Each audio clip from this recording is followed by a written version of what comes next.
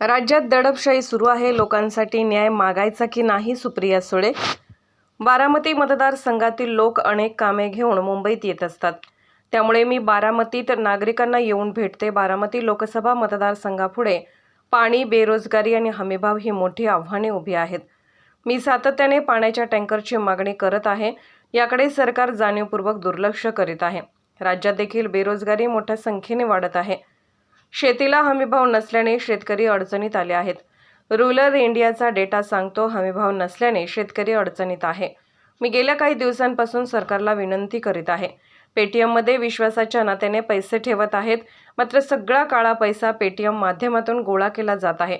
सगळ्यात जास्त पैशाचा घोळ पेटीएमच्या माध्यमातून होत आहे. हा आरबीआयचा डेटा सांगतो. कांद्याच्या निर्यात बंद करण्याचं कारण काय? शेतकऱ्यांच्या दुधाला मिळणारा हमीभाव शेतकऱ्यांना मिळाला का? शेतकऱ्यांच्या विरोधातले हे केंद्र सरकार आहे. पक्ष फोडणे, घरे फोडणे एवढंच काम सरकार करीत आहेत. अनेक समाजाचे आरक्षणाचे प्रश्न प्रलंबित आहेत. ओरिसा, आंध्र प्रदेश, जम्मू काश्मीर यांच्या आरक्षणाचा प्रश्न घेतला, मग मराठा आणि धनगर लिंगायत समाजाच्या आरक्षणाचा प्रश्न का घेतला नाही? बाकीचे राज्य जर पाठवत असतील तर महाराष्ट्र सरकार का पाठवत नाही? एकीकडे आरक्षण देता म्हणतात, मग देत का नाहीत? ही जरांगे पाटलांची फसवणूक नाही का? पुन्हा त्यांना आंदोलन करावे लागले. महाराष्ट्र सरकारकडून धनगर समाजाच्या आरक्षणाचा प्रस्ताव केंद्रात का पाठवला जात नाही? केंद्र सरकारचा महाराष्ट्रावर एवढा राग का? सगळ्या राज्यातील आरक्षणाचे प्रश्न सुटतात, मग महाराष्ट्रातील आरक्षणाचे प्रश्न का सुटत नाहीत? आंध्र प्रदेश, ओरिसा, जम्मू काश्मीर यांना न्याय, मग महाराष्ट्राला का न्याय नाही? राज्यात जर महिलांना आरक्षण होत असेल, जर राज्यात वकील, डॉक्टर, पत्रकार सुरक्षित नसतील, तर मग देवेंद्र फडणवीस यांनी राजीनामा द्यावा. एखाद्या पोलीस ठाण्यात एखादा आमदार त्यांच्यात मित्रपक्षातील सहकार्याला गोळी घालतो आणि केवळ त्यांनी पैसे घेतले म्हणून गोळ्या घातल्या असे सांगतो. नागपूर, महाराष्ट्रात गुंडाराज सुरू आहे का? पुण्यात, ठाण्यात आणि नागपूरला या तिन्ही शहरात ज्या पद्धतीने हत्या होत आहेत हे दुर्दैवी आहे. मग लोकांसाठी न्याय मागायचा का नाही? राज्यात दडपशाही सुरू आहे. ही दडपशाहीच्या विरोधात सुप्रिया सुळे कधीच वाकणार नाही. ही लोकशाही आहे, याचा मी जाहीर निषेध करते. आमचा जीव घेतला तरी बेहत्तर, आम्ही घाबरणार नाही. 200 आमदार असताना रामराज्य आलं पाहिजे, मात्र इथे वेगळी परिस्थिती निर्माण झाली आहे. ट्रिपल इंजिन ओके सरकारने कोणती मर्यादा ठेवली आहे? कोणत्या जगात आहोत आपण? याबाबत आम्ही ताकदीने लढणार. महाराष्ट्रातील लोकप्रतिनिधी काय बोलतील हे एकदम मेंदूच्या पलीकडचे आहे. अशा विदेशी कल्पना आम्ही कोणत्याच सरकारमध्ये पाहिल्या नाही. हे फार दुर्दैवी आहे. ही लोकशाही आहे, त्यामुळे कोणीतरी विरोधात लढलंच पाहिजे. लोकशाहीत विरोधक असला पाहिजे, मात्र तो दिलदार असला पाहिजे. लोकांना दम देणे या गोष्टी महाराष्ट्रात शोभत नाहीत. कोणी केली आहे याची चौकशी झाली पाहिजे. हे चुकीचं आहे. कुणाचाही बॅनर लावला असेल त्याच्यावर शाई फेकणे हे अतिशय चुकीचं आहे. समाजाला, धनगर समाजाला, लिंगायत समाजाला, मुस्लिम समाजाला, VJNT, रामोशी समाजाला सारखं का लढावं लागतं? उपोषण का करायला लागतात? मग आंध्र प्रदेशला न्याय, ओडिसाला ते हे देतात, संधी देतात. जम्मू काश्मीर आम्ही स्वागत करतो. मी मनापासून स्वागत करते की ज्या ज्या समाजांना आरक्षण पाहिजे होती त्यांना न्याय देत आहेत. ही आनंदाची गोष्ट आहे. आपल्या दुसऱ्या भाऊ बहिणींना काहीतरी मिळत असेल तर स्वागतच करू.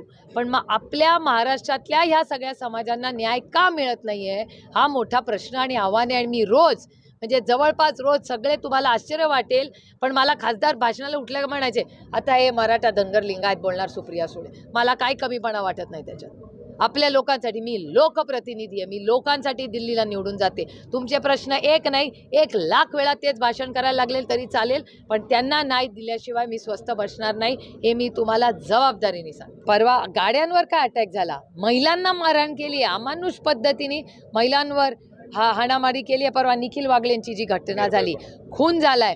आत्ता मी एका वकिलांच्या कार्यक्रमाला गेले होते.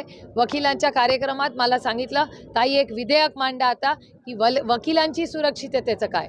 डॉक्टर भेटले की डॉक्टर तेच सांगतात. म्हणजे वकील, डॉक्टर, आता तुम्ही सगळे लेखक, रिपोर्टर्स, प्रेस सगळ्यांवरच जर हे होत असेल तर जेव्हा मी देवेंद्रजींचा जेव्हा मी म्हणते की त्यांनी राजीनामा द्या, काय चुकलं माझं सांगा. माझं काय चुकत असेल तर मी माझा शब्द मान्य आहे, पुढे गेला मागे घ्यायला माझा शब्द मी तयार आहे. पण डेटा सांगतोय, तुम्ही बघताय महाराष्ट्रामध्ये काय परिस्थिती आहे. कोणीतरी लाईव्हवर खून करतंय, मग ते म्हणतात त्यांचा वैयक्तिक प्रश्न आहे. मग तुमचा इंटेलिजन्स काय करतोय? अहो, पोलीस स्टेशन म्हणजे आमचं माहेर आहे. प्रत्येक महिलेला RR पाटील हयात असताना प्रत्येक महिलेला वाटायचं की पोलीस स्टेशन म्हणजे आपलं माहेर. कोणी आपल्याशी चुकीचं वागलं तर आपल्याला हक्काची जागा म्हणजे पोलीस स्टेशन. त्या पोलीस स्टेशनमध्ये सत्तेत असलेला आमदार स्वतःच्याच मित्र पक्षाच्या माणसावर गोळ्या झाडतो आणि आरोप करतो की ह्यांनी माझे पैसे खाल्लेत. याचा अर्थ काय? हा छत्रपतींचा महाराष्ट्र आहे, शाहू फुले आंबेडकरांचा महाराष्ट्र सोडून हे गुंडा राज झाले. कोणी उठावं, कुणालाही धमकी द्याव्या, गोळ्या कराव्या, म्हणजे पिस्तूल म्हणजे काही चेष्टा झाली आहे सगळ्यांना. आणि महाराष्ट्रातल्या सगळ्या भागात तुम्हीच म्हणताय, नागपूर मी म्हणत नाही आहे, हे डेटा म्हणतोय आणि पत्रकार म्हणतायत की क्राईम कॅपिटल नागपूर, त्याच्यानंतर क्राईम कॅपिटल पुणे, त्याच्यानंतर क्राईम कॅपिटल मुंबई आणि ठाणे. चाललंय काय? पुण्याला, ठाण्याला, नागपूरला, या तिन्ही शहरांमध्ये ज्या पद्धतीने हत्या होत आहेत किंवा गोळ्या झाडल्या जात आहेत. कोयता गँग कधी ऐकली होती का आधी? मग कोयता गँग फिरते की नाही आता? मी नऱ्याला जेव्हा जाते तुम्हाला आश्चर्य वाटेल की नऱ्यामध्ये मी मागच्याच आठवड्यात गेले होते. मी आधीही बोललेले आहे की नऱ्यामध्ये अनेक महिला संध्याकाळी घराच्या बाहेर पडत नाहीत, कारण का तिथे गुंडागर्दी चालते. बिल्डिंगच्या बाहेर सुसंस्कृत लोक राहतात, लहान मुलं क्लासवरून येतात, तिथे गोळीबार, तिथे त्यांना ते चाकू दाखवायचे प्रयत्न, तिथे दारूचं दुकान. चाललंय का या महाराष्ट्रामध्ये? कोण आहे याला जबाबदार? त्याला मंत्री महोदय नाही आहेत, होम मिनिस्टरची जबाबदारी नाही आहे. मग जेव्हा आम्ही म्हणतो होम मिनिस्टर राजीनामा द्या, मग आम्ही वाईट होतो. मग लोकांसाठी न्याय मागायचा काय? या देशात काय दडपशाही लावली आहे काय? नाही, ही लोकशाही आहे. भारतरत्न डॉक्टर बाबासाहेब आंबेडकरांनी लोकशाही आणली आहे या देशात. महात्मा गांधींचं रक्त आहे त्या लोकशाहीमध्ये. विसरला का तुम्ही सगळे? ही दडपशाही आहे. त्यांना वाटतं दडपशाहीनी सगळं चालेल. ही लोकशाही या देशासाठी. आमच्यावर पण गोळ्या झाडल्या ना तर ताकद आहे सुप्रिया सुळेमध्ये गोळी घ्यायची, पण दडपशाहीच्या विरोधात मी कधीही वाकणार नाही. ही लोकशाही आहे. लोकशाहीसाठी आमचं त्यांनी काही केलं तरी, आमच्या गाड्या फोडल्या तरी, आमच्यावर हल्ले केले तरी आम्ही घाबरणार नाही. परवा असीम सरवदे आणि निखिल वागळे तुमच्या सगळ्या चॅनल्सवर आम्ही बघितलेलं आहे. ही लोकशाही नाही, ही दडपशाही आहे. त्याचा मी जाहीर निषेध करते. तुम्ही आम्हाला भीती दाखवा, आमच्या गाड्या फोडा, आमचा जीव घ्या, आम्ही घाबरणार नाही. मी तुम्हाला सांगू, महाराष्ट्रामधले लोकप्रतिनिधी काय बोलतील आजकाल महाराष्ट्राचे, याच्यात म्हणजे काय, म्हणजे मेंदूच्या पलीकडचं आहे. इतका असंवेदनशीलपणा आम्ही कुठल्याच सरकारमध्ये किंवा नेतृत्वामध्ये पाहिलेला नाही, जो महाराष्ट्रात आता सगळा दिसतोय. अतिशय दुर्दैवी आहे. हा महात्मा ज्योतिबा फुले, शाहू फुले, आंबेडकर, छत्रपतींच्या महाराष्ट्रामध्ये जर असं होत असेल तर हे दुर्दैवी आहे. आता ह्याला थांबवायला सरकार तरी बदलायला लागेल. दुसरा काय मार्ग मला दिसत नाही आहे. 200 आमदार आहेत हो, 200 आमदार, ज्याला इंग्रजीत ब्रूट मेजॉरिटी म्हणतात. 200 आमदार असला तर रामराज्य आलं पाहिजे. आणि हे रामाचं, प्रभू श्रीरामाचं नाव घेतात, पण हे विसरतात की ते फक्त प्रभू श्रीराम नव्हतं, ते मर्यादा पुरुषोत्तम राम होते. मला सुषमाजींची भाषणं अजूनही कानात आठवतात.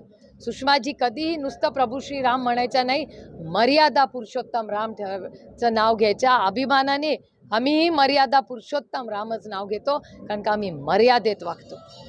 आम्हाला मर्यादा आहेत. आणि प्रभू श्रीरामांचं नाव घेताना पहिलं म्हणजे मर्यादा. या ट्रिपल इंजिनच्या खोके सरकारने कुठली मर्यादा ठेवली हो? मग महिलांवरचे अत्याचार असतील, खून असतील, ज्या पद्धतीने गोळीबार आज होतोय, जणू काय कुठल्या जगात आहोत आपण. हा आपला सुसंस्कृत महाराष्ट्रच राहिला नाही, हा गुंडागर्दी झालेली आहे या राज्यामध्ये. आणि याच्यासाठी आम्ही पूर्ण ताकदीने या गुंडागर्दीच्या विरोधात आम्ही लढणार. ही लोकशाही आहे हो, कोणीही लढतं, ही लोकशाही आहे.